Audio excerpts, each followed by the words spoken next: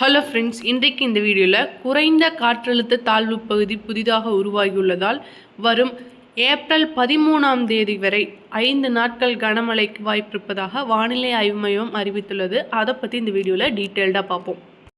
தென்கிழக்கு வங்கக்கடல் பகுதிகளில் குறைந்த காற்றழுத்த தாழ்வு பகுதி உருவாகியுள்ளது என்று இந்திய வானிலை ஆய்வு மையம் அறிவித்துள்ளது.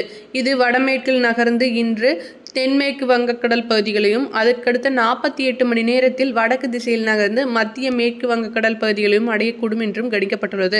இதன் காரணமாக தமிழ்நாட்டில் 13ஆம் தேதி வரை மழை தொடரக்கூடும் என்று வானிலை ஆய்வு மையம் தெரிவித்துள்ளது.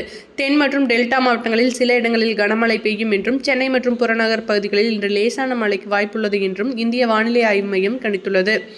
திருவாரூர், நாகப்பட்டினம், புதுக்கோட்டை, தஞ்சாவூர் போன்ற மாவட்டங்களில் கனமழை பெய்யக்கூடும் என்றும் ஏப்ரல் 9 முதல் 13 வரை தமிழ்நாடு, புதுச்சேரி மற்றும் காரைக்கால் பகுதிகளில் ஓரிரு இடங்களில் லேசானது முதல் மிதமான மழை பெய்யக்கூடும் எனவும் தெரிவிக்கப்பட்டுள்ளது.